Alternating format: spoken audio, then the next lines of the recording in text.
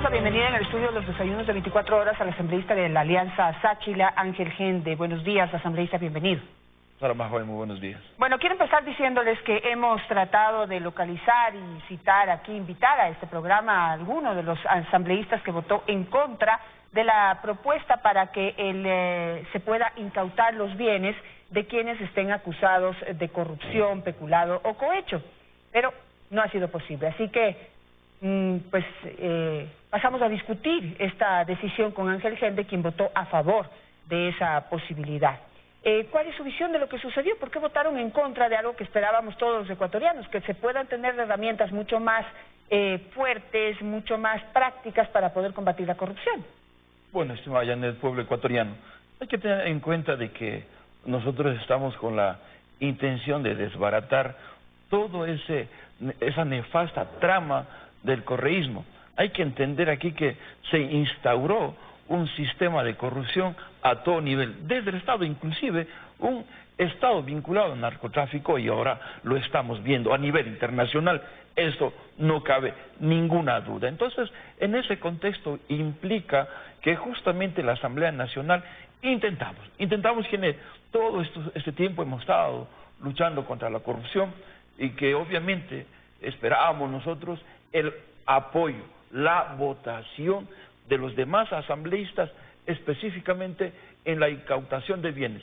¿Por cuál es el riesgo que estamos ahorita nosotros enfrentando en este momento?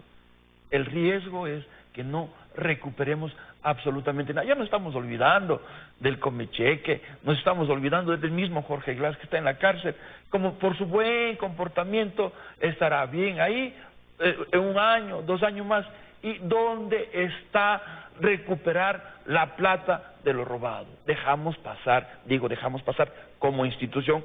Al menos mi voto fue favorable, tanto para el comiso sin sentencia, como también para la incautación de los bienes, justamente, que ahí hay que seguir trabajando para que específicamente tanto el cohecho, el peculado y la concusión sean tomados en cuenta en esta acción que todo el pueblo ecuatoriano espera, acciones precisas para combatir la corrupción. Usted que estuvo ahí, ¿cuáles fueron los argumentos presentados por los asambleístas que votaron en contra? Bueno, básicamente que hay que respetar el debido proceso, que la Constitución garantista nuestra que tenemos, que básicamente todos somos inocentes hasta que se compruebe lo contrario.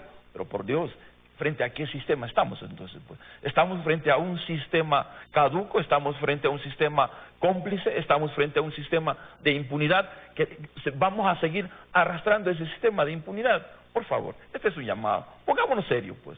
Aquí, ¿somos o no somos anticorrupción?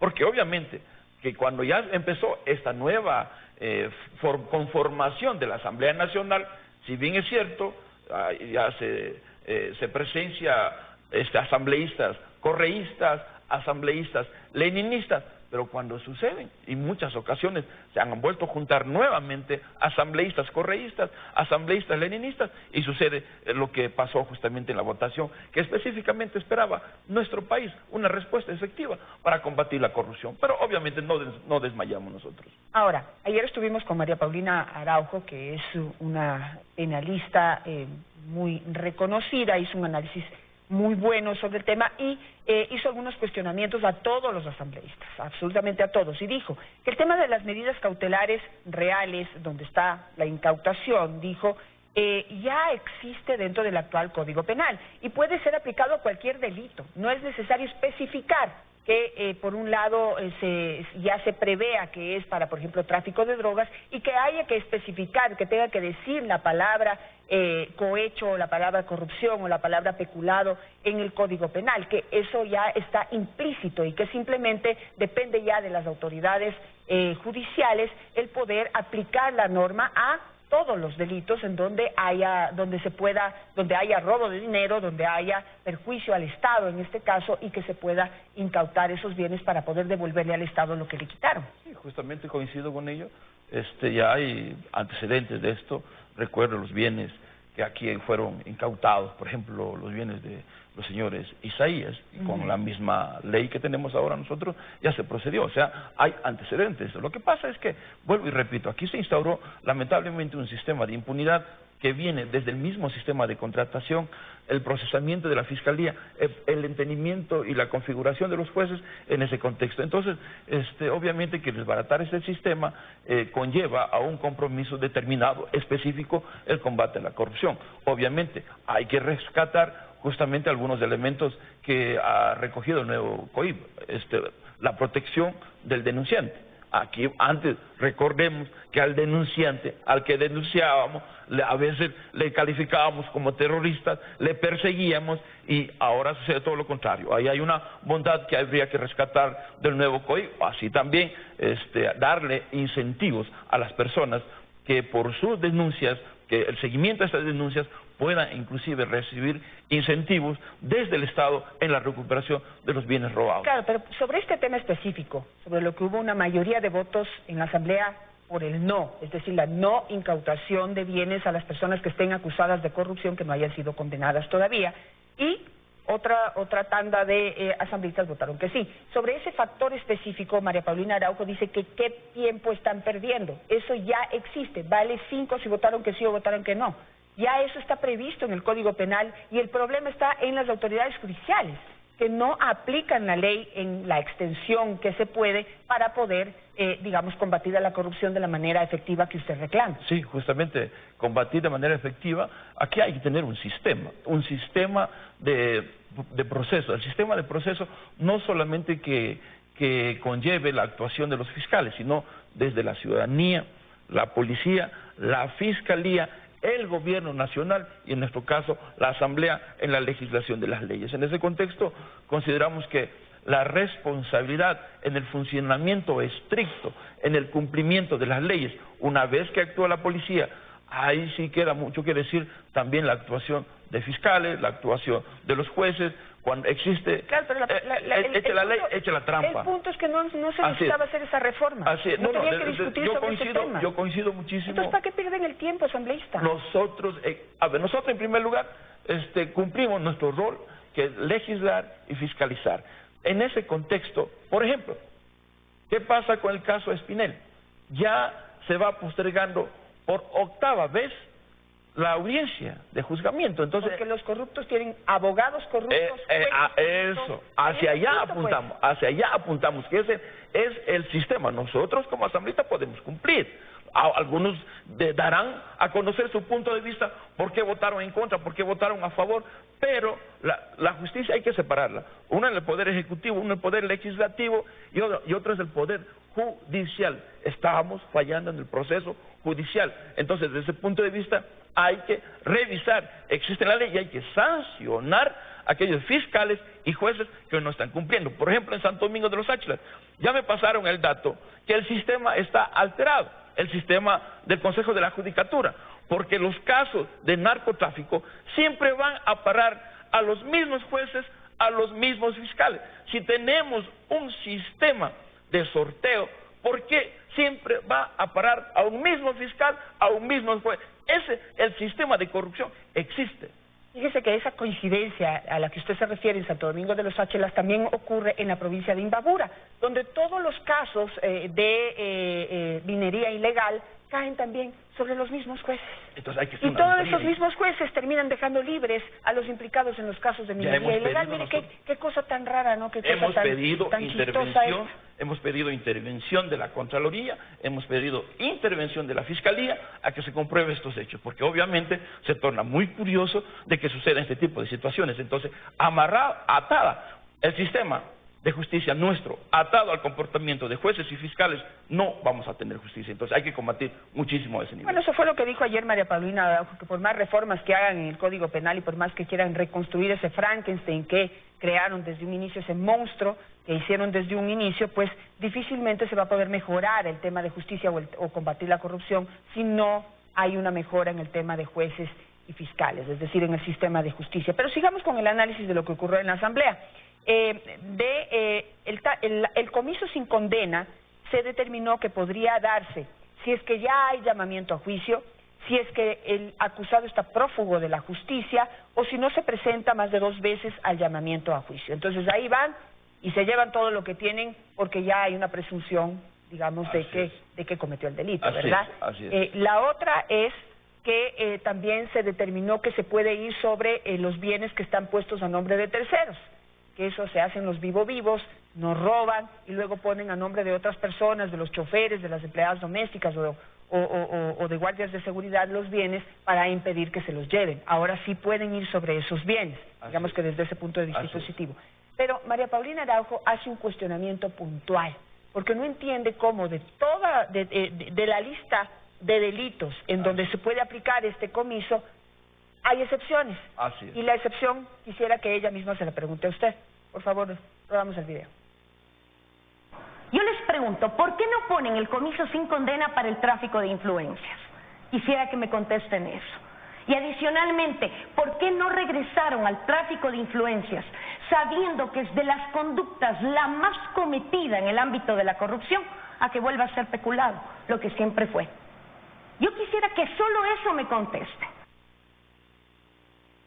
Bueno, ¿Usted nos acepta la entrevista asambleísta? Como yo dije, usted votó que sí, a la incautación de bienes por la corrupción. Pero de todas maneras aquí, digamos, todos estuvieron de acuerdo. ¿Por qué no integraron el tráfico de influencias, que es el peor delito que tenemos? Ahí es donde empieza la corrupción. Aparte de eso, estimada Janet, nosotros como asambleístas presentamos nuestras propias iniciativas. Por ejemplo, yo presenté la muerte civil a los políticos corruptos, que era la muerte civil, y la cárcel, devolver lo robado, y nunca más, ni siquiera participar en elecciones o tener cargos públicos.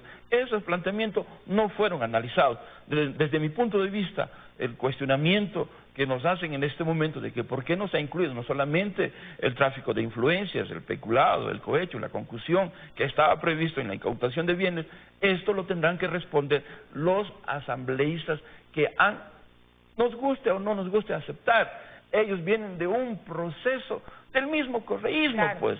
Entonces, ¿qué hay que hacer? Hay que protegerse, hay que autoprotegerse, y entonces ellos sí tienen que responder. En mi caso, respondo. ¿Por qué? Porque primero, mi votación no depende de ningún poder político, de ningún poder económico. A mí nadie me señala que tú tienes que votar de esta manera, tienes que votar de esta manera. No, yo voto conforme lo necesita las leyes del pueblo ecuatoriano. Y ese es el comportamiento. Y también la ciudadanía debe dar seguimiento. ¿Cómo están actuando sus asambleístas? Tienen que rendir cuentas efectivamente del comportamiento. Entonces, yo creo que ese cuestionamiento tiene que ser para los que lo votaron en contra de esta ley. ¿Cómo lo interpreta usted? Pues, o sea, imagínese, la corrupción empieza en el tráfico de influencias, en la otorgación de contratos a dedo. ¿Y quiénes influyen en esa otorgación de contratos a dedo? Muchos de los mismos asambleístas, los funcionarios públicos, los funcionarios de gobierno, son los que tienen el poder de determinar de qué se trata, el monto, el tipo de obra que se va a realizar. Cuando se otorga un contrato a través de tráfico de influencia, esa persona que ejerce ese tráfico de influencias es la punta del ovillo de la corrupción. Y sin embargo, sacaron ese delito de que sea peculado, antes era peculado e imprescriptible, y ahora ya no lo es.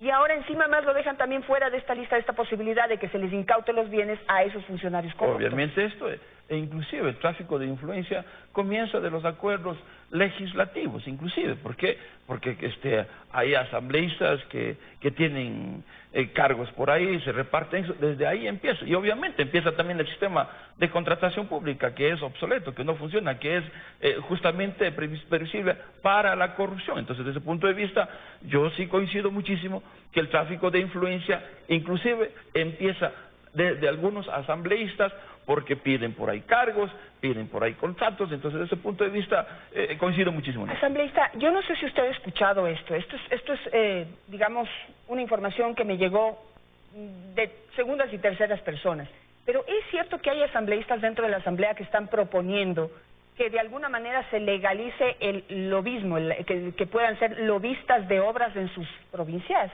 A ver, no solamente van a pedirlo. Yo creo que en ese contexto eso está prohibido para la gestión de los asambleístas, pero algunos asambleístas lo están pidiendo y otros lo están haciendo en ese contexto. Entonces, ese es el comportamiento, pero es fácil darse cuenta.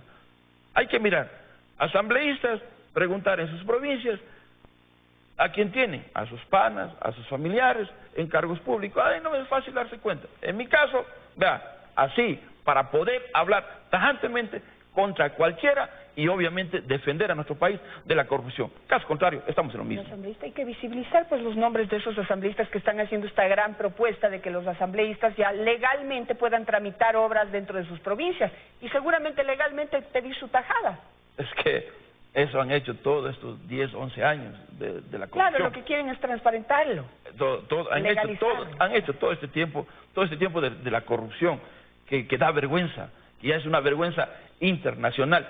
Si bien es cierto, con el actual presidente detuvimos el camino franco hacia el modelo de Venezuela que estamos yendo, eso es cierto, pero necesitábamos también cambiar en la cuestión económica, necesitábamos combatir de manera efectiva la corrupción. Pero ¿cómo vamos a combatir si muchísimos funcionarios vienen de la misma época del correísmo? Aquí hay que ser tajante. ¿Estamos o no estamos contra la corrupción? Si estamos contra la corrupción, yo creo que aquí hay que cambiar todos los funcionarios que estuvieron vinculados al correísmo, porque caso contrario vamos a tener el mismo comportamiento que tenemos en la Asamblea. Entonces, desde el punto de vista, también hay responsabilidad en esto de combatir efectivamente desde el gobierno nacional. Y eso es lo que yo es el llamado que le llamo. Señor presidente Lenín, no tenga miedo de tomar decisiones. El pueblo ecuatoriano está esperando justamente que el combate efectivo a la corrupción, y el combate efectivo a la corrupción tiene que venir dejando atrás a los funcionarios del correísmo que ahora dice que son leninistas. Bueno, y ha cambiado. Y haciendo las correcciones que implicarían una cirugía mayor a la corrupción. Aquí está la oportunidad del señor presidente de volver a convertir el tráfico de influencias en peculado, porque implica un abuso de fondos públicos. Si hay alguien que influye para que se le dé a otra persona un contrato a dedo, siempre o casi siempre con sobreprecio, eso es un abuso de fondos públicos y eso es peculado. Necesita volver a ser tildado de peculado el tráfico de influencias si realmente quieren combatir a la corrupción desde sus inicios. Pues entonces a los que tramitan y a los que influyen ahí tienen que ser sancionados como se merece. Hay un pedido especial a la bancada de Alianza País, a la bancada leninista. Presidente Lenín, ponga orden pues, en su bancada. Ahí tenemos la oportunidad. Usted como legislador, anotemos, apuntemos estos cambios que exige el pueblo ecuatoriano y exija a sus asambleístas que voten junto al pueblo, no a sus verdaderos intereses o tapar o ser, como quien dice, gestores de la impunidad. Eso es lo que se han convertido hasta este momento. Entonces, presidente Lenín, usted en calidad de colegislador tenemos y tiene esa oportunidad de pagar la deuda que tenemos con todos los ecuatorianos en combatir la corrupción, pero el combate a la corrupción tiene que ser efectiva. No tiene la corrupción no lo va a combatir un corrupto contra corrupto, no, de ninguna manera. Aquí tiene que ser efectiva. Con eso me voy a quedar. Muchísimas gracias, asambleísta gente, por estar esta mañana con nosotros. Veamos lo que sucede, ya que la pelota está en la cancha del presidente de la República y esta oportunidad de hacer una verdadera cirugía mayor a la corrupción, pues actuando con lógica, simplemente. La oportunidad, lamentablemente, está nuevamente en el veto presidencial. Seguimos legislando desde el Ejecutivo. ¿Qué más le vamos a hacer? Pero ojalá se puedan hacer este tipo de correcciones. Gracias, asambleísta, por estar esta mañana. Gracias a usted. Al regresar del corte nos